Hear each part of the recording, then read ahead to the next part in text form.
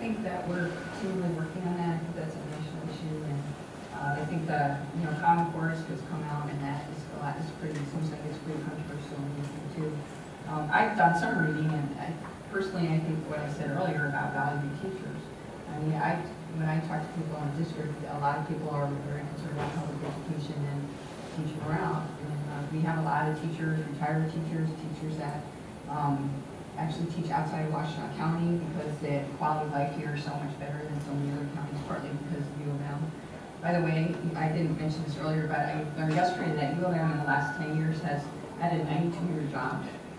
They are definitely an economic engine, and I go into that whole higher education and the R&D that comes out of there. So, but I think it's valuing the public education and the people that create a good curriculum, and that means investing in that infrastructure, not cutting it and privatizing it. And because the people that our teachers are spending as much time as a parent does a lot of times, or maybe sometimes even more. To the points that the congressman made. I mean, there's a lot of teachers that spend more time with your kid than a parent does, and those are really a lot of them are going to be the mentor, the #1 mentor for the children or grandchildren in our society. So I really think there's a lot of different models for public education around the world, and I think they're the model. I've talked to some people on this room about the model in Finland, and they're all highly degreed, and it's very competitive. They're also highly paid. I mean, they're recognized for the value they bring to our society. And it seems to me that a lot of this is about how well the students do, and there's not necessarily a correlation. There's a teacher that I know. She said, it's like making a blueberry pie. If you have all great, perfect blueberries, that's great. But if you have a mix, you're not necessarily going to. So classrooms are the same. I mean, you have a different environment, different classroom from year to year. So it's really the caliber of the teacher, investing in the teacher, giving them opportunities to get Con Ed and continue to improve in their background. Let me share with you a Pew Research study recently looked at young people that go to four-year colleges. They found that 63% of those that entered a four-year college finish and get a degree. Of those that did, the 63%, their median time of completion was 5 3/4 years. With the cost of college education and many young people with substantial debt on the horizon and challenging employment, what should we be doing differently? Or are we doing just fine? Tim, do you want to take a crack at that, and then we'll go down the panel? I think number one, while we ought to have the opportunity available for all who desire to go to college or university, there should not be simple carte blanche, as it were, put in place through government programs, granted systems that give no structure to holding the line of cost in our higher educational institutions. There ought to be a decision based upon the family themselves, the student themselves, that this is something that I truly need, want, and can commit myself to. There ought to be a desire as well to do that in an efficient way. That's why I'm delighted to see a bill that we passed in the U.S. House, again sent to the Senate, bipartisan fashion, called the Skills Act, that put in place a mechanism whereby at the state level, the State Department of Education, with the business community and the career training entities, whether it be at the ISD level or whether it be at community college level or the college university, that they come together and develop a plan to provide educational opportunities that meet the needs of our current job situation. So we're preparing for the things that will have a job once they get out of college.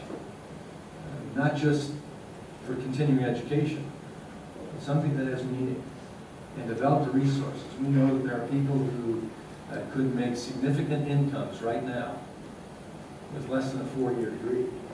Not to say they don't continue education the rest of their life, but with vocational education that provides meaningful service to the community and provides an economic impact that grows.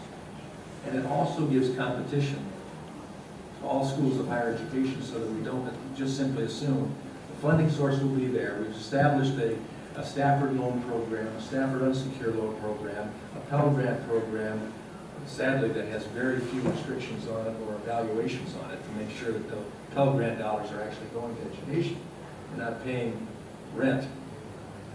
Let's put that in place so that truly the student that needs to be in that seat at that particular institution is there.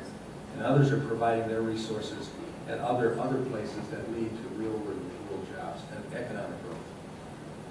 Gretchen, thoughts? Sure.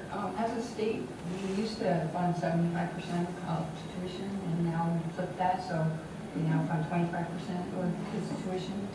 So number one, I would try to put more money towards our kids' education as a state. I agree that we need to have career tech programs, but the majority of good-paying jobs come from college degrees. So certainly some folks are, each of my children have had a different path through the higher education process.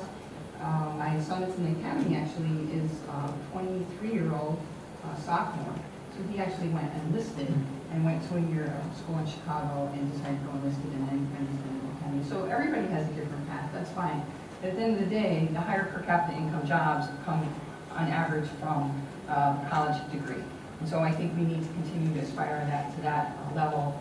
That's one reason why Washington County has a higher per capita income than the rest of the state and lower unemployment. There's a lot of correlations there. And obviously the rest of the state doesn't have a University of Michigan and Eastern Michigan, but there's a lot of opportunities for entrepreneurship, and there's a lot of startup business opportunities around the state from a lot of different technologies. Young people are moving and creating their own businesses as consultants and because of all the technologies that are out there. So I would say number one, as a state, we need to invest more in higher education to make it more affordable for families.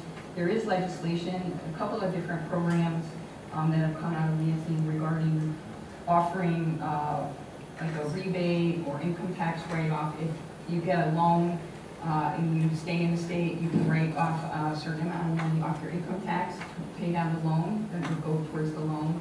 Around the country, Louisiana has free higher education. Maine has a program to incentivize.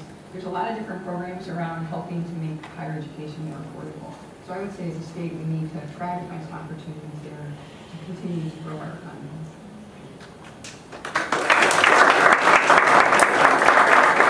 I don't really have anything more to add. Gretchen, you covered it fine. I've been superintendent getting to the point where people are getting a little restless, so I want to say thank you to Ken, Gretchen, and Tim. And I want to apologize if I didn't get to your question.